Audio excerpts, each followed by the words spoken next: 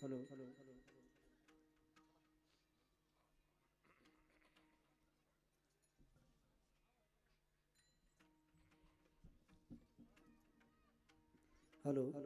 Hello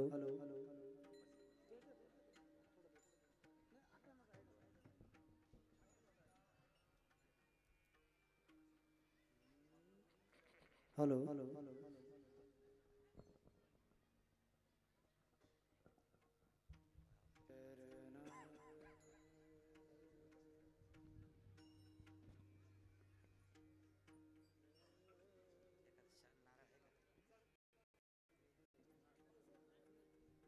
या ठिकाणी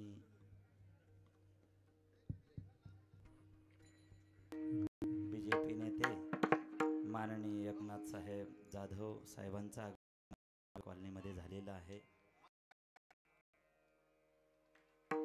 टाळ्या वाजवून साहेबांचं एकदा स्वागत करायचं आहे का नारळ वगैरे साहेबांना जायचं वाटतं त्याला। हेलो हेलो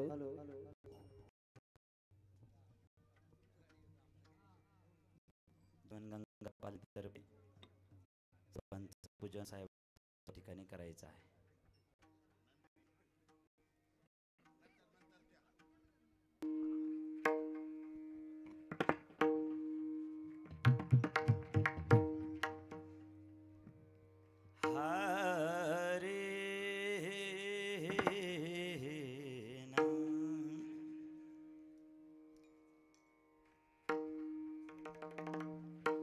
राम कृष्ण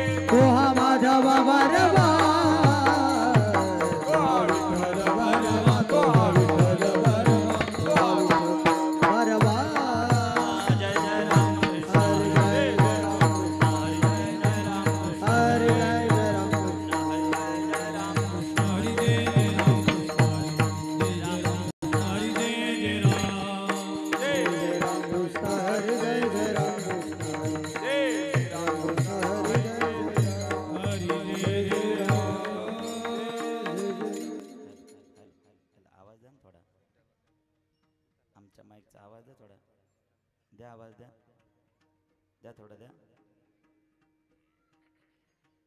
हरिणे माझे हरिले चित्त हरिणे माझे हरिले चित्त हरिणे माझे हरिले चित्त भार विसारले भार विसारले भार विसारले भार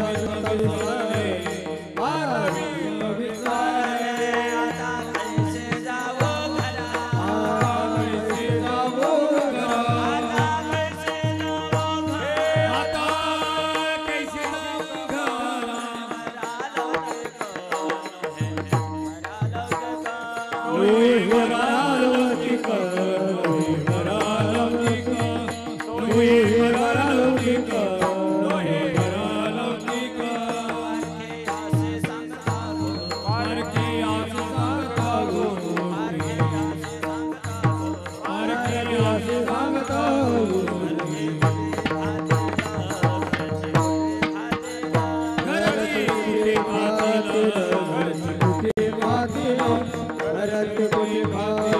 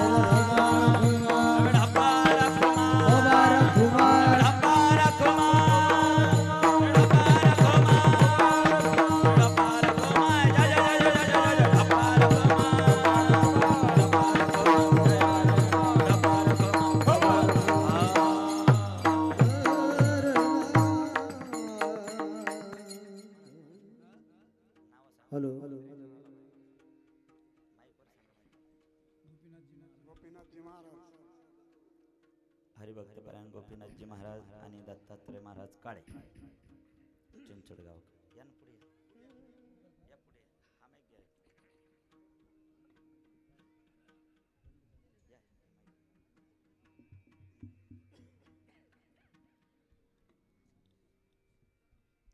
हॅलो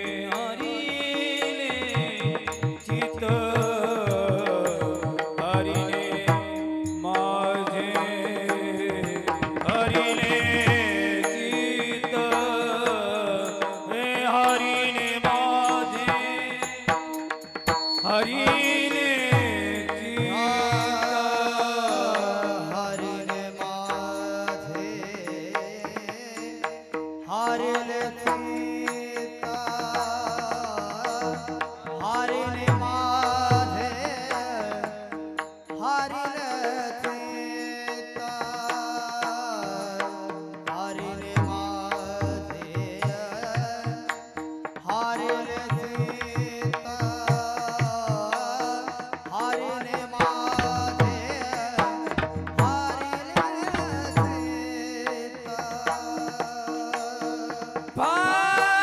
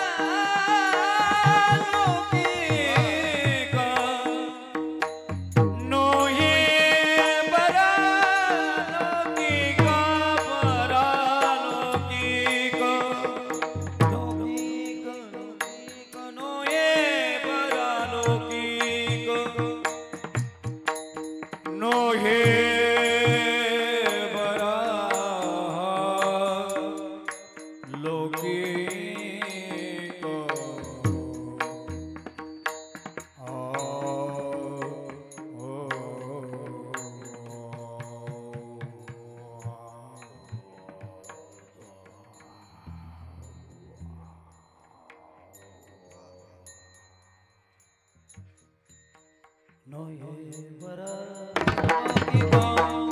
अलौकिक अलौकिक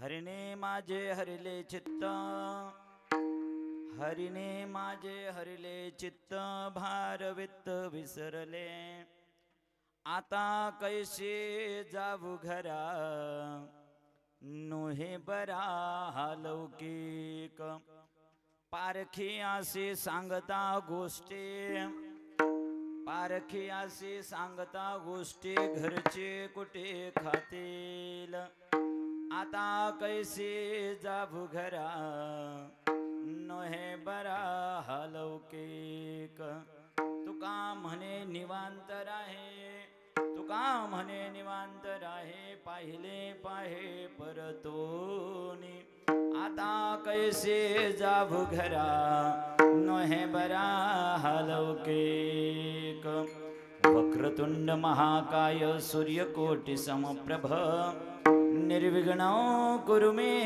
देव, सर्वकार्येषु सर्वदा, चैतन्यं सुमनं मणं मणमणं मानं मणं वामनं, विश्वासार सरं सरं सरसरं सारं सरं वासरं, माया धाव धवं धवं धव धवं धावं धवं माधवं, वैकुंठाधिपते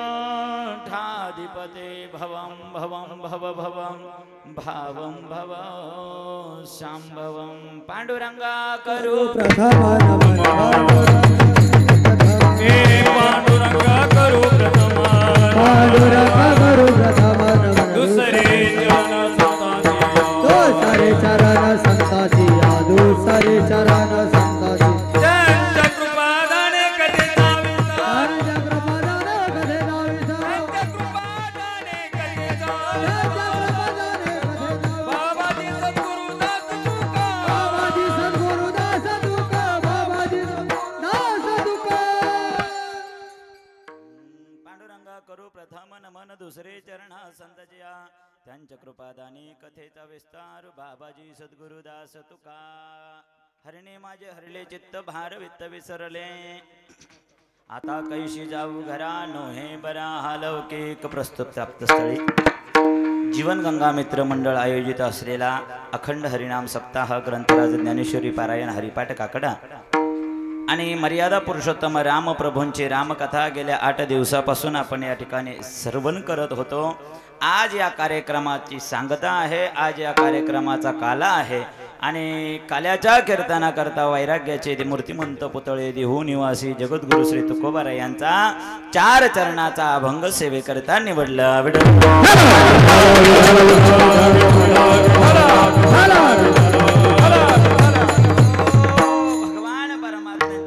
आशीर्वादाने देवादिदेव भगवान श्री सिद्ध गजाननांच्या गणरायांच्या कृपा आशीर्वादाने गुरुवर्य महंत 1008 श्री स्वामी विष्णुगिरी महंत श्री स्वामी विष्णुगिरीजी महाराज यांच्या अनंत कृपा आशीर्वादाने, त्याचप्रमाणे ब्रह्मलीन सद्गुरू गंगागिरीजी महाराज, ब्रह्मलीन सद्गुरू नारायणगिरीजी महाराज, सरलाबेट पीठाधीश्वर गुरुवर्य रामगिरीजी महाराज यांच्या अनंत कृपा आशीर्वादाने गेल्या जीवनगंगा कॉलनीमध्ये गेल्या 8 दिवसापासून हा सप्ताह चालू होता. जीवनगंगा मित्र मंडळ आयोजित असलेला हा सुंदर कार्यक्रम आज या ठिकाणी काल्याच्या कीर्तनाने या ठिकाणी सांगता होत आहे.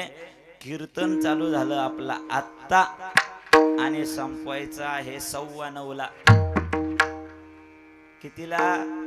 9:15ला. बोलावं किती, सोडावं किती, पण चला समयासी सादर व्हावे आणि चला आपल्याला भगवान परमात्मा जशी बुद्धी देईल तसं आपण या ठिकाणी करूया काल्याच्या प्रसादाचं या ठिकाणी चिंतन. आज या ठिकाणी भगवान श्रीकृष्ण परमात्म्यांचं आणि गुणगान करायचं असतं. आज त्या ठिकाणी आज तर आपल्याला अभंगाकडे जाता येणार नाही, पण चला प्रयत्न करू 15 मिनिटात त्या ठिकाणी कीर्तन करण्याचा. कारण 15 मिनिटात कीर्तन करणं म्हणजे आता रोज तुमच्याकडे 3-3, 4-4 तास बोलायची सवय. पण आता चला भगवान परमात्म्यांची आज भगवान श्रीकृष्ण परमात्म्यांच्या लीलेचं वर्णन करायचं असतं. आजच्या दिवशी मर्यादा आहे. आजच्या दिवशी कीर्तनकार कुणीकडे इकडे तिकडे फिरून चालत नाही. आजच्या दिवशी मर्यादा आहे. काय मर्यादा आहे? चरित्र देव उच्चारावे, गेले देवी गोकुळी, गेले देवी गोकुळी, गेले देवी गोकुळी, चरित्र देव उच्चारावे,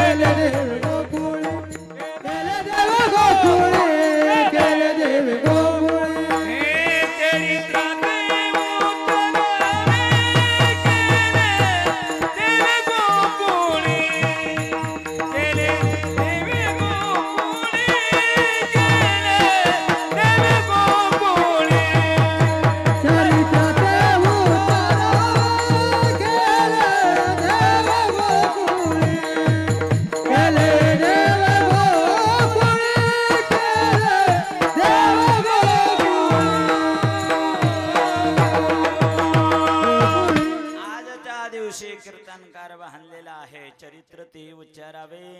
भगवान परमात्म्यांनी चरित्र जे केलेलं आहे गोकुळामध्ये भगवान श्रीकृष्ण परमात्म्यांनी जी लीला केली, जे चरित्र केलं, त्याचं चिंतन आजच्या दिवशी करायचं असतं. आज काला आहे, आज समारोप आहे, आज सांगता आहे. आणि या कीर्तनाच्या कार्यक्रमाकरता परिसरातील आपल्या या ठिकाणी गुणीजन मंडळी, गायनाचार्य मंडळी आणि सगळे या ठिकाणी परिसरातील टाळकरी मंडळी, विनेकरी बाबा सगळे उपस्थित झालेले आहेत. मृदंगाचा आवाज ज्यांच्या आपण हस्तकमलातून श्रवण करत आहोत असे आमचे आदेश महाराजजी गागरे, उत्कृष्ट मृदंग वादक, सुंदर गायनाचार्य उपस्थित झालेले आहेत. आपला संपूर्ण कार्यक्रम श्री सिद्ध गणेश यूट्यूब चॅनलच्या माध्यमातून या ठिकाणी आपल्या यूट्यूबमध्ये, मोबाईलमध्ये या ठिकाणी आपल्याला कधीही पाहता येईल. अजरामर या ठिकाणी आपला कार्यक्रम होत आहे. सुंदर साऊंड सिस्टीम आमचे विशाल मंडप यांची उत्कृष्ट साऊंड सिस्टीम आहे. तिकडे स्वयंपाकसुद्धा तयार आहे, प्रसादही तयार आहे. मग कशाला या ठिकाणी आपल्याला पण आज किती चिठ्ठ्या आल्या आणि कोणी जरी सांगितलं तर तुम्हाला किती वाजता सोडायचं ते आमच्या हातात. विठ्ठल विठ्ठल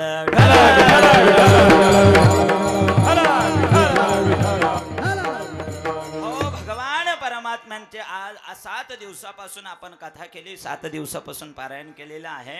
आणि पारायण केल्यामुळे आज आपल्याला एक अधिकार प्राप्त झालेला आहे. कशाचा अधिकार? तर प्रसाद खाण्याचा. कशाचा अधिकार? प्रसाद त्या ठिकाणी भगवंताकडून प्राप्त करण्याचा एक आणि सुंदर या ठिकाणी एक आपल्याला अधिकार तयार झालेला आहे. कशामुळे अधिकार प्राप्त झाला?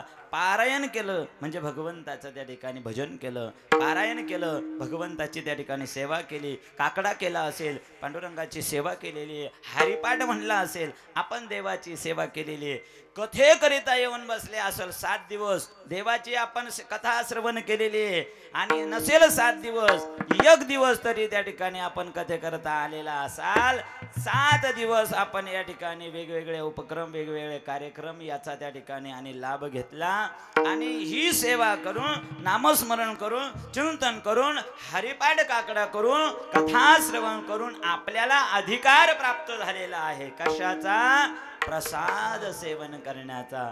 आणि आज प्रसाद सेवन करायचा आहे. आज आहे काला. एकदा झाला काला मग कोणी सगळ्यांनी हाला, मग इथं कोणी उद्यापासून येणार नाही.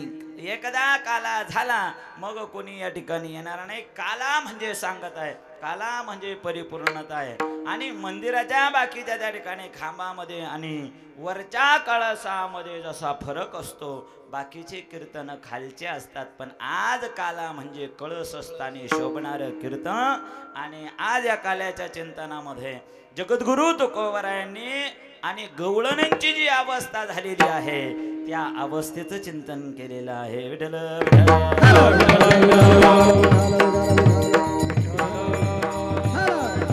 आज या गवळणी भगवान परमात्म्यावर एवढं प्रेम करणाऱ्या गवळणी आहे, एवढ्या प्रेम करणारे गवळणी आहे. पण आज त्या गवळणींची अवस्था जरा विचित्रच झालेली आहे. का विचित्र झाली? कशी अवस्था त्या ठिकाणी आज गवळणींची झालेली आहे? कारण गवळणी आज भानावर राहिल्या नाही. भानावर राहिल्या नाही याचं कारण आहे त्या भगवान परमात्म्यांनी म्हणजे भगवान श्रीकृष्ण परमात्म्यांनी या गवळणींचं चित्तच चोरून घेतलेलं आहे. भगवान परमात्म्यांनी या चित्त चोरल्यामुळे आज अवस्था अशी झालेली आहे गवळणींची.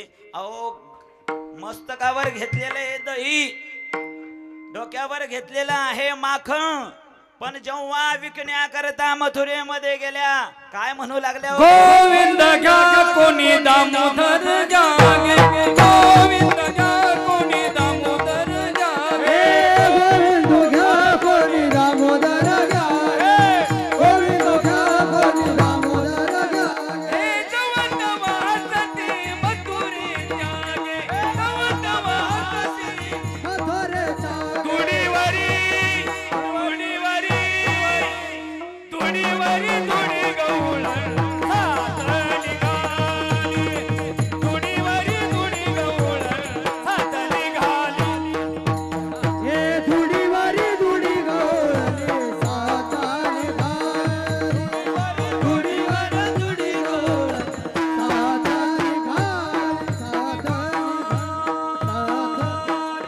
गवळणी निघाल्या कशा करता?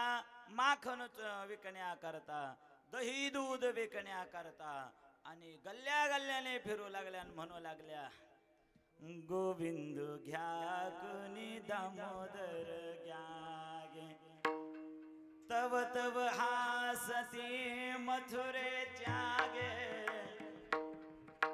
गवळणी ओरडू लागल्या म्हणू लागल्या अहो घ्या घेता का कोणी काय घ्या गोविंद घ्या कोणी दामोदर घ्या कोणी कृष्ण घ्या का अशी अवस्था झालेली आहे या गवळणींचं त्याच कारण तुकोबरायांनी अभंगाच्या पहिल्या चरणात हरणे माझे हरिले चित्ता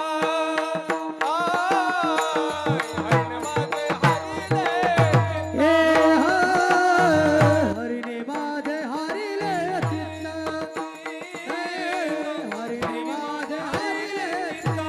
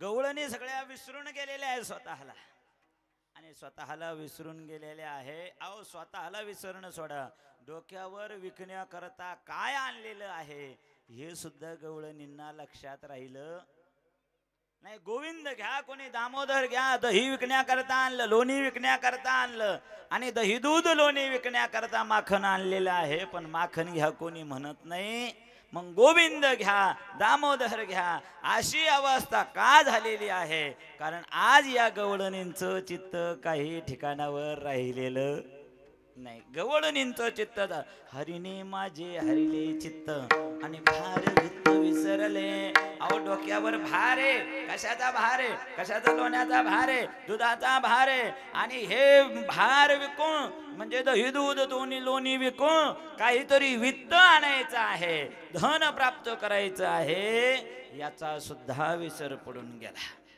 भार वित्त विसरले कशात लागत नाही आज अशी का अवस्था झालेली आहे त्याचं कारण आहे या गवळणींचं चित्त भगवान श्रीकृष्ण परमात्म्यांनी चोरलेलं आहे कारण कन्हैयाचं नावच कृष्ण आहे आणि कृष्ण कोणाला म्हणतात करसयती चित्ताल इति कृष्ण जे गवळणींचं चित्त वेधून घेतो पण सगळ्याच गवळणींचं वेधून घेत नाही बरं तुमच्या आमच्या सारख्या सामान्य गवळणींचं चित्त भगवान परमात्मा वेधून घेत नाही ज्यांचं चित्त निर्मळ झालेलं आहे ज्यांचं चित्त शुभ्र झालेलं आहे पांढरं शुभ्र झालेलं चित्त मृदूस बाह्य नवनीत तैसे सज्जनाचे चित्त आओ जे चित्त लोणी कसं असतं माहितीये ना तुम्हाला लोणी नरम असतं पांढरं शुभ्र असतं एकाही काळा डाग त्याच्यामध्ये असत नाही तसं सज्जन माणसाचं चित्त हे अतिशय पवित्र अतिशय शुद्ध झालेलं असतं एकही काम क्रोध लोभ मत मत्सराचा त्याच्यामध्ये काळा डाग असत नाही आणि असं चित्त ज्याचं निर्मळ झालेलं आहे तुका माने चित्त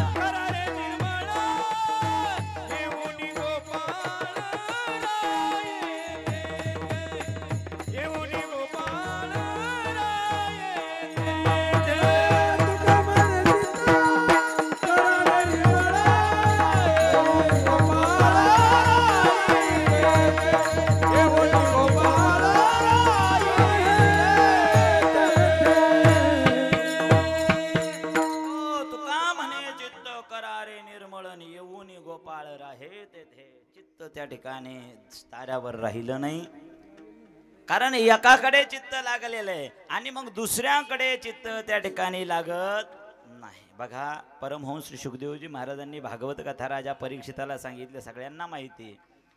पण या सुखदेवजी महाराजांना थोडासा अहंकार झाला, ज्ञानाचा अभिमान झाला, असं त्या ठिकाणी महर्षी वेदव्यासांना वाटलं. म्हणून या सुखदेवजी महाराजांना राजा जनकांकडे पाठवण्यात आलं.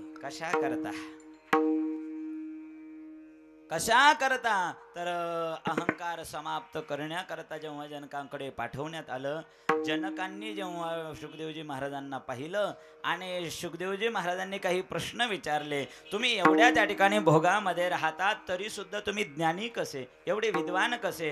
कारण जनकांचं राज्य एवढं सुशिक्षित राज्य होतं, एवढं मोठं राज्य होतं, सगळा राज्य कारभार पाहून सुद्धा आणि राजा जनक ज्ञानी होते. कारण यथा जनकादयः भगवंतांनी गीतेमध्ये म्हटलेले, जनक हे ज्ञानी आहेत. आणि जनकांकडे जेव्हा सुखदेवजी महाराज गेलेले आहे, जनकांनी त्या ठिकाणी एकच उत्तर दिलं, आता तुम्ही आमच्या या जनकपुरीमध्ये आलेले आहात, आमच्या नगरीत आलेले आहात. पहिलं आमचा एक नियम आहे, आम्ही पहिल्यांदा तुमची गावातून मिरवणूक काढणार.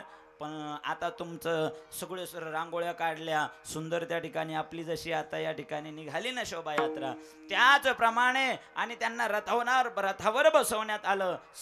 सडा रांगोळ्या, ध्वज उभारण्यात आले, गुढिया उभारण्यात आल्या, सुंदर त्या ठिकाणी भजनं सुरू झाले. आणि जेव्हा राजाने सांगितलं फक्त एक पात्र हातामध्ये घ्या, काय घ्यायचं? पात्र हातामध्ये घ्यायचं आणि त्याच्यामध्ये तेल भरलेला असेल काठोकाठ, या तेलाचा एकही थेंब खाली पडू द्यायचा नाही.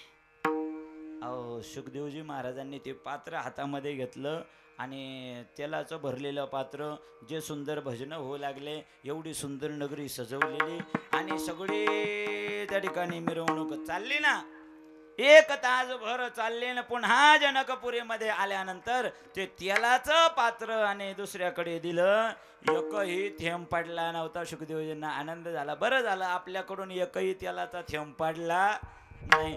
जनकांनी प्रश्न केला, सुखदेवजी महाराज, आमची जनकपुरी नगरी पाहिली का? सुखदेवजी महाराज म्हणले, तुमची जनकपुरी? आता जनकपुरी पाहण्याकरता आता मला वेळच कुठं होता. जनकपुरी पाहण्याच्या अगोदर माझं सगळं चित्त कशामध्ये होतं? पात्रामध्ये. या पात्रातला एकही थेंब तेलाचा खाली पडू द्यायचा नाही. अहो, फिरलो सगळ्या नगरीमध्ये एक तासभर, पण या नगरीतलं एकही घर पाहिलं नाही. का? कारण चित्त तेलाकडे लागलेलं होतं. त्याचप्रमाणे या गवळण्यांची अवस्था झालेली आहे. या राहतात संसारामध्ये, यांचं चित्त भगवंताकडे लागलेलं आहे. म्हणून त्या भगवान परमात्म्यांचं एवढं ध्यानीमणी तो भगवान परमात्मा आहे. असा छंद लागलेला आहे, असा छंद लागलेला आहे. गोविंद गोविंद छंद लागला, मना लागली या छंद आणि मग गोविंद ते काय भेद नाही देवाचा, अशी त्या ठिकाणी छंद लागला. असा छंद लागला, त्या भगवंताने चित्त वेधून घेतल्यामुळे आता मी माघारी सुद्धा जाऊ शकत नाही, आता मी घरी सुद्धा जाऊ शकत नाही, जाण्याची अवस्था नाही. अभंगाच्या दुसऱ्या चरणावर आता कैसी जाऊ घरा,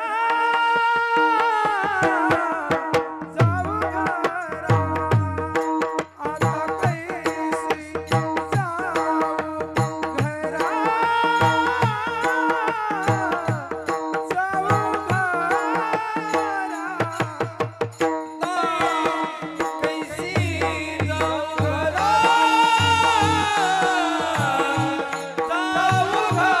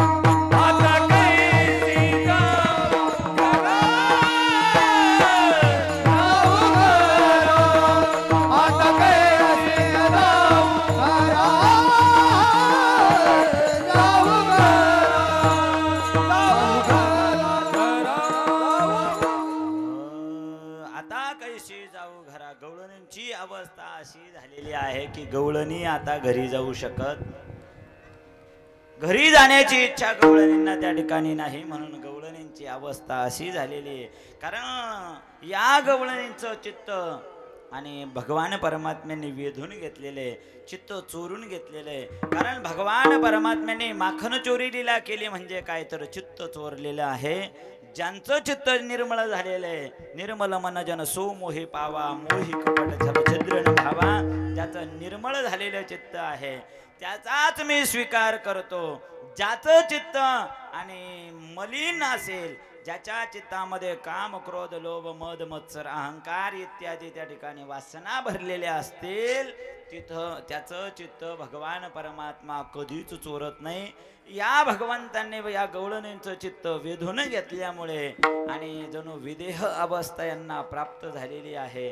अशी अवस्था झालेली आहे की आज या गवळणींना माघारी जावंसं वाटत नाही, घरी जाण्याची आज परिस्थिती नाही. विचारलं त्या ठिकाणी दुसऱ्या गवळणीने, अगं तुला असं झालं तरी काय की तुला घरी जाऊ कशी? ती म्हणते आता कैशी जाऊ घरा. मग ती म्हणली तुला पायी पायी जावं लागणार आहे का, हेलिकॉप्टर येणार आहे का घरी जायला? मग घरी जाऊ का म्हणजे आता कैसी जाऊ घरा, आता कैसी जाऊ म्हणा, निघ पायी पायी. तिनं सांगितलं माझी अवस्थाच राहिली नाही आता घरी जाण्यासारखी. कारण आता जर घरी गेलो आणि जर घरच्यांनी पाहिलं तर ते माझ्यावर संशय घेणारे, आळ घेणारे. आणि तृतीय चरणामध्ये त्या ठिकाणी तुकोबरायांनी सांगितलं की पारखी अशी सांगता गोष्टी घरची कुटी खातील. पारखी यांना दुसऱ्यांना जर या ठिकाणी माझ्या मनातलं सांगितलं, कोणाला बोलताना पाहिलं, माझी अवस्था पाहिली आणि घरी जर सांगितलं तर ते कुटी घेतील म्हणजे आळ घेतील, संशय घेतील. आणि त्यामुळे आता मी असं भगवंतांनी माझं चित्त वेधून घेतलेलं आहे. अशी गवळणींची अवस्था झालेली आहे. या गवळणी भगवान परमात्म्याला पाहण्या करता येतात. निमित्त असतं गारानं सांगण्याचं निमित्त. या जेव्हा गवळणी यशोदा मैयाच्या अंगणामध्ये येऊ लागल्या आणि यशोदा मैयाच्या अंगणामध्ये जेव्हा गवळणी येऊ लागल्या तेव्हा यशोदा मैयाने सांगितलं, अगं बाई माझा काना काही चोरी करत नाही. 5 वर्षाचं माझं बाळ, 5 वर्षाचे माझे बाळ, 5 वर्षाचे माझे बाळ,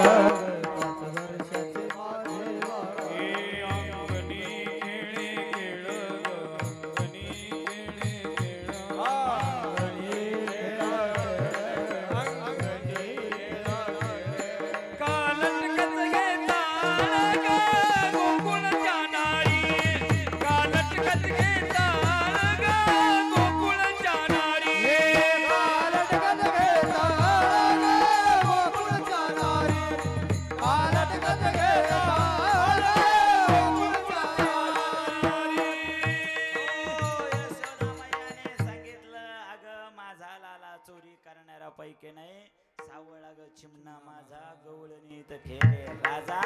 माझा बाळ राजा आहे आणि माझा बाळ कधी चोरी करू शकत नाही. गवळणी गाराण्या सांगण्याच्या निमित्ताने येतात, पण खऱ्या अर्थाने पाहायचंय कन्हैयाला डोळे भरून. या कन्हैयाला पाहिल्याशिवाय आज गवळणींची अशी अवस्था झालेली. चित्त वेधिले नंदाच्या नंदाने भगवान श्रीकृष्ण परमात्म्याने चित्त चोरून घेतलेलं आहे.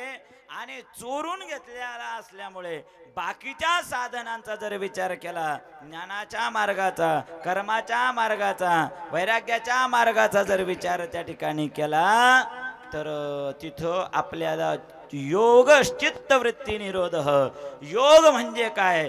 कारण की योग नावाची क्रिया आहे, युजुर्योगे नावाचा धातू आहे. योग म्हणजे भगवंताशी जोडणारा योग असतो, याला योग म्हणतात. पण योग जर केला त्या ठिकाणी तर योगाच्या माध्यमातून, कर्माच्या माध्यमातून, ज्ञानाच्या माध्यमातून भगवंताकडे जाण्याचा प्रयत्न केला तर योगच चित्तवृत्ती निरोध. योगाच्या माध्यमातून चित्तवृत्तीचा निरोध करून त्या भगवान परमात्म्याकडे मन लावता येतं, चित्त लावता येतं. पण ते चित्त स्वतःच्या प्रयत्नाने लावावं लागत असतं. अहो तिथं भगवंताची मदत असत नाही. म्हणून तर माऊलींनी सांगितले योगाची या वाटा जे निघाले गा सुभटा तया दुःखाचा चिवाटा भागाला. योगाच्या मार्गाने जाल तुम्हाला दुःख होणार आहे. स्वतःच्या प्रयत्नाने तुम्हाला योग करावा लागेल. स्वतःच्या प्रयत्नाने. जसं बघा ना माकडाचं पिल्लू माहिती आहे तुम्हाला. माकडणीला जेव्हा पिल्लू होत असतं तेव्हा ती माकडीन आपल्या पिल्लांना समजावून सांगते. एकच पिल्लू असतं. त्या पिल्लाला समजावून सांगते हे बघ आतापासून तुझा जन्म झाला ना आतापासून मी या फांदीवरून त्या फांदीवर उडी मारणार आहे. या घरावरून त्या घरावर उडी मारणार आहे. दिवसभर इकडं तिकडं माझं उडी मारणं चालू राहील. आता तू माझ्या छातीला पक्क धरून राहायचं. आणि जर तू सुटला तू जर वरून खाली पडला तू जर खाली मेला माझी जबाबदारी. माकडीने सांगून देते पिल्लाला. मग ते पिल्लू असं धरतं करकोचून. आणि जर पिल्लू सुटलं खाली पडलं मेलं जबाबदारी आईची का पिल्लाची? ती पिल्लाचीच जबाबदारी. कारण वरून जर झाडावरून पिल्लू खाली पडलं आणि ते पिल्लू जर एखाद्या फांदीला धरलं नाही त्या छोट्याशा पिल्लाने तर ते बाकीचे जमा होतात आणि त्या पिल्लालाच मारतात. ते म्हणतात एवढ्या 10-15 फांद्यावरून खाली आलं पण याने एकाही फांदीला धरलं नाही. आपल्या जातीतच राहण्या योग्य नाही. आपल्यासारखं हे राहणार नाही. म्हणून 10-15 एकत्रित येतात त्या पिल्लाला मारतात. जबाबदारी असते त्या पिल्लाची. आईला धरावं आईला सोडायचं नाही. आणि जसं मांजर असते मांजरीचे पिल्ल बघा. मांजरीला 2-4 पिल्ल होतात. मांजर त्या ठिकाणी बोक्याच्या धाकाने पिल्ल एका घरातून दुसऱ्या घरात या मागच्या खोलीतून पुढच्या खोलीत. अहो म्हणतात 10 घरं बदलते म्हणतात मांजर. किती घरं बदलते? घर म्हणा किंवा 10 जागा म्हणा. जागा बदलत असते या ठिकाणाहून त्या ठिकाणी. हे काय ग्रंथातलं नाही पुराणातलं हे नाही. हे सगळं तुमच्या घरातलं आहे का नाही? हा त्याच्यामध्ये घरामध्ये आणि या मागच्या खोलीतून पुढच्या खोलीत घेऊन जाते. पण या पिल्लाला मांजर जेव्हा दाताने तोंडामध्ये धरते आणि दुसऱ्या घरामध्ये नेऊन ठेवते पिल्लाला कुठला त्रास नाही. आणि पिल्लाला त्या ठिकाणी एवढे दातदंतर असतात. ज्या मांजरीनं या उंदराचं ऑपरेशन केलेलं आहे एका झटक्यामध्ये त्याच दाताने पिल्लाला मांजर धरते पण त्या पिल्लाला दात लागत नाही. आणि आता दुसऱ्या खोलीत त्या ठिकाणी नेलं पिल्लू जर खाली पडलं जबाबदारी कोणाची असते? पिल्लाची का मांजरीची? जबाबदारी कोणावर असते? मांजरीवर असते. मांजर पडू सुद्धा देत नाही. पडली तर परत त्याला उचलते आणि त्याला दुसऱ्या खोलीमध्ये नेऊन ठेवते. सगळी जबाबदारी मांजरीची असते. आपल्याला आपण ठरवायचं आपण मांजरीचं पिल्लू बनून राहायचं का माकडाचं पिल्लू बनून त्या ठिकाणी स्वतःवर जबाबदारी घ्यायची. विठ्ठल विठ्ठल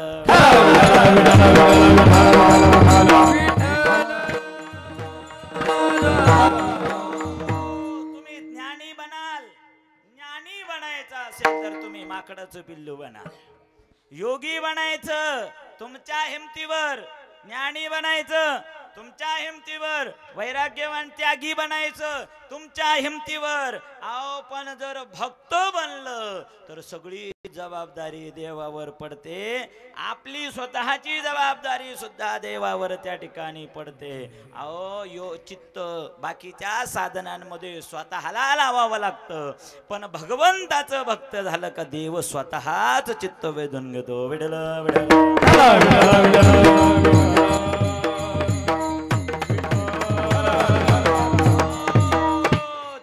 वेधून घेणारा असा तो भगवान परमात्मा आहे. आणि आज गवळणींची अशी अवस्था झालेली आहे. देखे बिन कान्हा जब मन नहीं माना इन आँखों से हमने ब्रह्म पहचाना है. कृष्ण पद कमलों में मन को गाना, इन गोपियों का ताना, ये बुलाना तो बहाना है। गोपिका भगवंताला पाहण्याकरता जातात, भरीला करिता करी ओलंडुनी घट, मेस पाणीयाची करुनिया चढ, भरलेली घागर रिकामी करून द्यायची, त्या देवाला पाहण्याकरता जायचं, पाणी आणण्याचं निमित्त, पण खरं कारण देवाला पाहायचंय, म्हणून त्या देवाला पाहण्याकरता या गवळणी रात्रंदिवस त्या ठिकाणी प्रयत्न करत होत्या, पण त्या गवळणींना यश आलं. स्वतःच भगवान परमात्मा या गवळणींचं चित्त वेधून घेतो. विठोबा रखुमा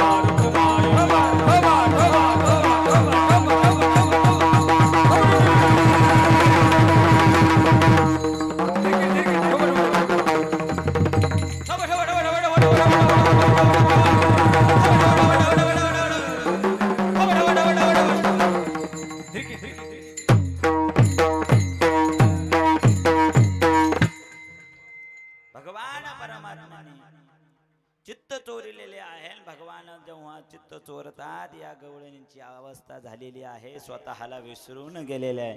अहो स्वतःला विसरून गेल्यान भगवंताच्या झालेल्या आहे. भगवान परमात्मा त्या गवळणींचा आणि गवळणींच्या घरी जातात, चोरी करतात, वेगवेगळ्या माध्यमातून भगवान परमात्मा चोऱ्या करत असतात.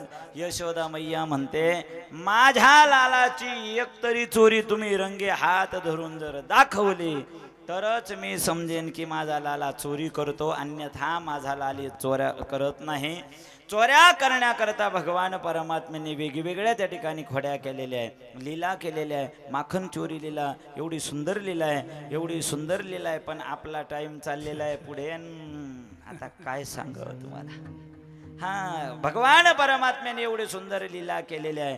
जेव्हा गाराने सांगण्याकरता गवळणी येऊ लागल्या आणि तेव्हा कन्हैयाने यशोदा मैयाने सांगितलं, लाला आता उद्यापासून तू इथं थांबायचंच नाही, मग आता उद्यापासून शाळेत जायचं. उद्या जाई राणा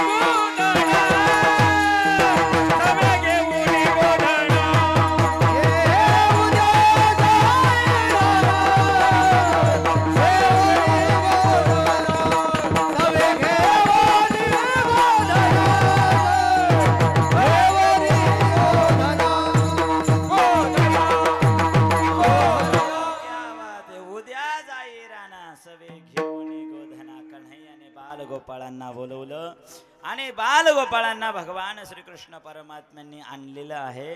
गायी आपापल्या घेऊन आल्या, जंगलामध्ये आलेल्या आहे.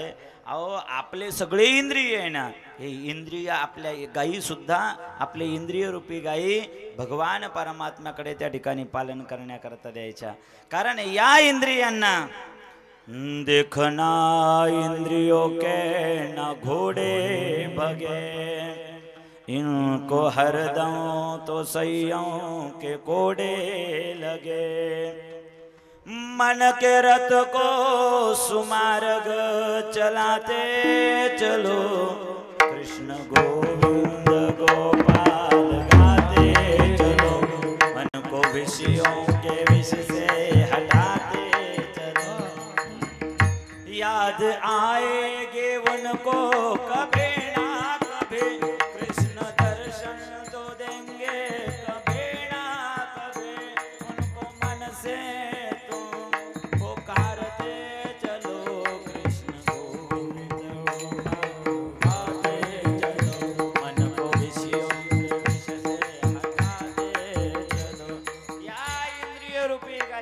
सगळ्या भगवान परमात्म्याकडे लावायचं आहे, कारण कन्हैया दोघांनाच प्राप्त होतो. एक आहे गोपाल आणि दुसरे आहे गोपिका. गोपी म्हणजे कोण तर गोपी इंद्रिय भी कृष्ण रसम पिबती ती गोपी ही, आपल्या सर्वेंद्रियाच्या द्वारे जी रात्रंदिवस कृष्ण रसाचं पान करते तिला म्हणायचं गोपी.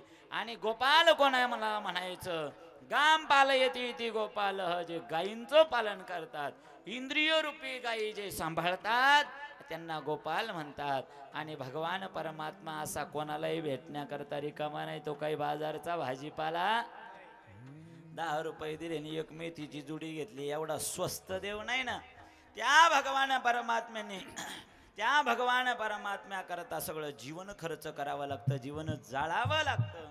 त्याला या गवळणींवर भगवंतांनी कृपा केली, गवळणींवर भगवान परमात्म्यांनी कृपा केली म्हणून गवळणींवर कृपा झाली. तर भगवान परमात्मा बालगोपाळांना घेऊन गायींना घेऊन जंगलामध्ये आले. गोपालन लीला सुरू झाली आणि सगळ्या बालगोपाळांना एकत्रित आणलं वाळवंटामध्ये आणि बालगोपाळांचे खेळ सुरू झाले. खेळ मांडीला लगोरी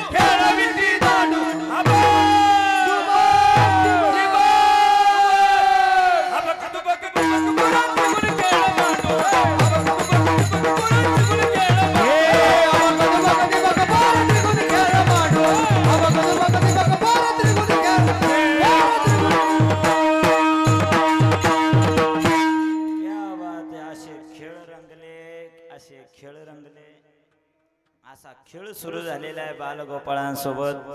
भगवान श्रीकृष्ण परमात्म्यांचे खेळ रंगलेले आहे आणि खेळणारे प्रत्येक जण आहे बरं, प्रत्येक जण खेळणारे. इथं साधू संत खेळतात, डोळे बंद करून समाधीमध्ये त्या ठिकाणी साधू संत खेळतात, ध्यान लावून साधू संत खेळतात. तुम्ही आम्ही संसारी लोक रोज त्या ठिकाणी भांडणा त्यांना रोज आपलं खेळणं चालू आहे.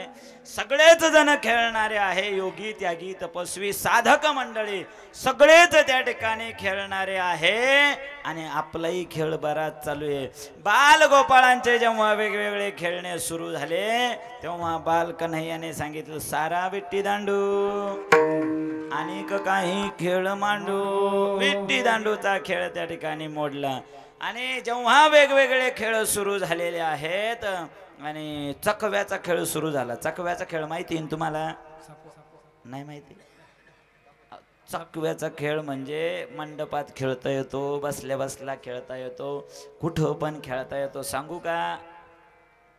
हा, बालगोपाळांचा चकव्याचा खेळ सुरू झाला. पेंद्याने सांगितलं कन्हैया चकव्याचा खेळ. कन्हैया म्हणलं पेंद्या चकव्याचा खेळ कसा?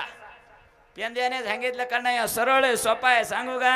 हो सांग. पेंद्या म्हणला असं बगलात हात घालायचो ना, असं असं वाजलं का झाला चकव्याचा खेळ. विठ्ठल विठ्ठल.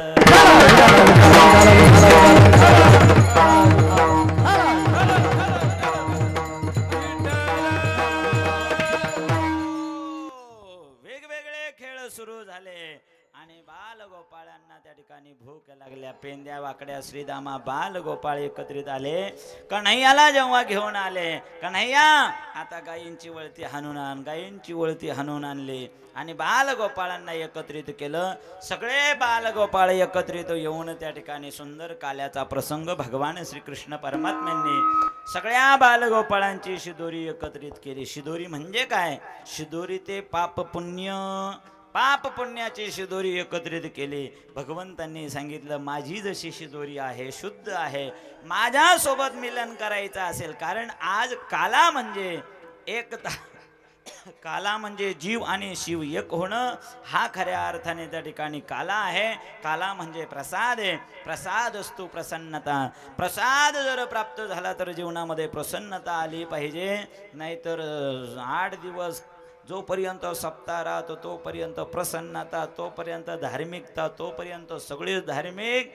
एकदा काला झाला का पुन्हा बेख बेन बेदुने 4 असं होता कामा नये. असंच आपण जीवनभर त्या ठिकाणी धार्मिक राहावं.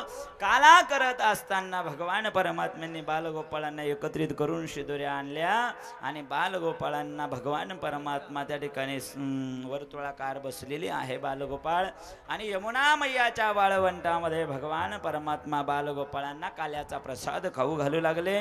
याचंच वर्णन भागवतामध्ये करण्यात आलेलं आहे. पण तत्पूर्वी आपण अभंगाकडे जाऊ.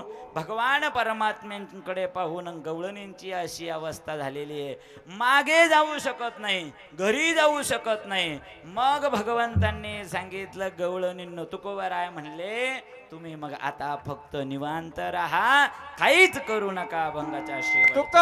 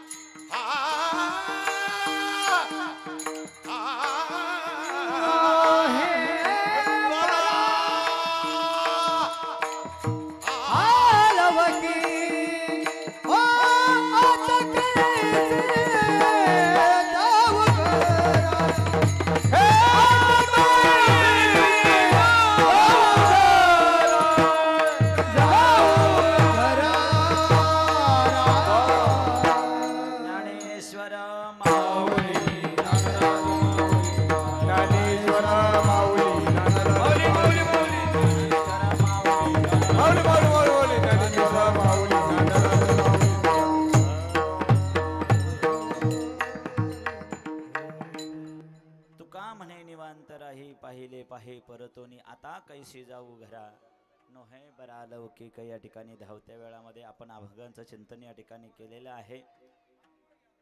भगवान परमात्म्यांनी बालगोपाळांना काल्याचा प्रसाद त्या ठिकाणी वाटला. काल्याचा प्रसाद त्या ठिकाणी भगवान परमात्मा स्वतःच्या हाताने बालगोपाळांच्या आणि प्रसाद मुखामध्ये खाऊ घालत आहे, मुखामध्ये घालत आहे. तोच काल्याचा प्रसादाचं चिंतन भागवतामध्ये शुकदेवजी महाराज करतात. बिभ्रतवेणुं जठरपटयो शृंगवेत्रे च कक्षे वामे पाणौ मसृणकवरौ तत्फलानंबुदिषु तिष्ठन्मध्ये स्वपरिसुरदो हासयन् नर्मभिस्वैः स्वर्गे लोके मिषदि बुभुजे यज्ञ भगवान परमात्म्यांनी जो बालगोपाळांना काल्याचा प्रसाद खाऊ घातलेला आहे. प्रसाद म्हणजे आनंद, प्रसाद म्हणजे परमानंद. काल्याचा प्रसाद आज या ठिकाणी आपल्याला परमानंद देणारा आज हा प्रसाद, प्रसाद असतो प्रसन्नता. आज त्या भगवंताच्या काल्याचा प्रसाद आपल्याला या ठिकाणी सेवन करायचा आहे. आणि आज या कीर्तनाकरता आपल्या गावात परिसरातील या ठिकाणी गुणीजन मंडळी उपस्थित झालेले आहेत. आमचे गायनाचार्य हरिभक्तपरायण दत्तू महाराज काळे चिंचडगावकर आहेत. हरिभक्तपरायण आपल्या कथेमध्ये सिंत वाजून गायनाची साथ देणारे नंदकुमार शिहिरे अगर सायगावकर, त्याचप्रमाणे